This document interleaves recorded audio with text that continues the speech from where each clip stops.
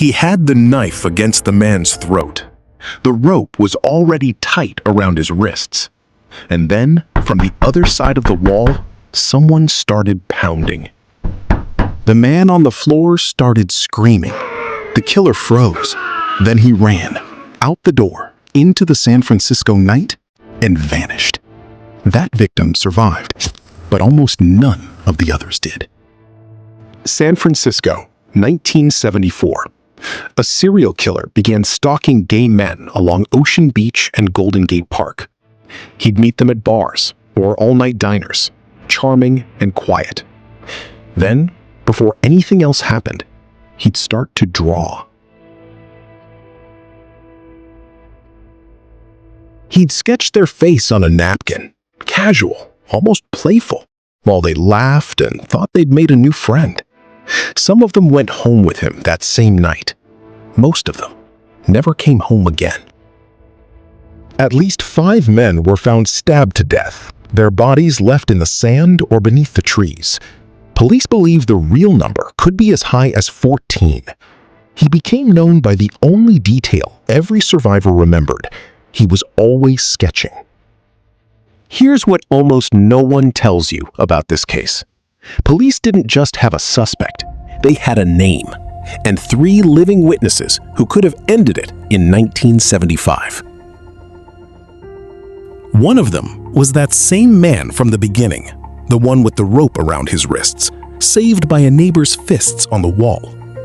A second was a well-known entertainer. A knife had fallen out of the killer's coat while they were alone together, and the man fled before it could be used.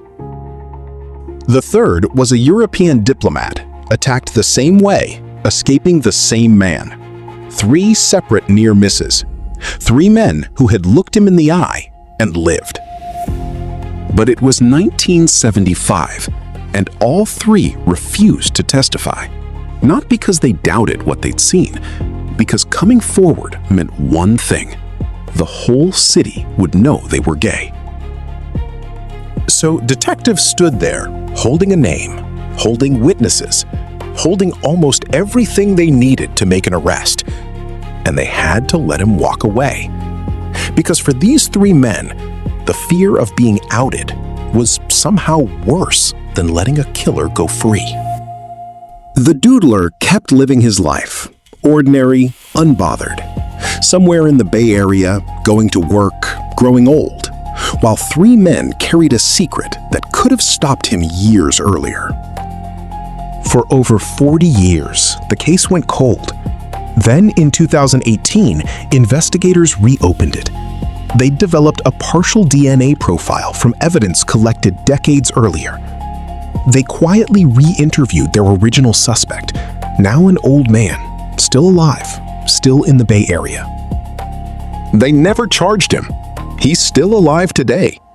Still, as far as anyone officially knows, never held accountable for what a group of frightened, silenced men saw with their own eyes almost 50 years ago.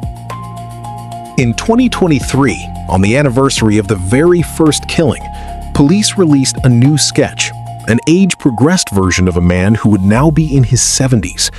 They doubled the reward to $200,000.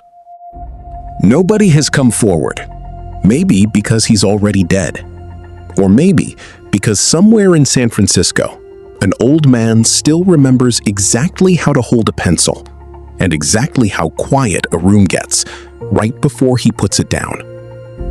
If a case like this, where the killer was known by name and still walked free for 50 years, unsettles you as much as it does me, subscribe. There's another one just like it waiting for you.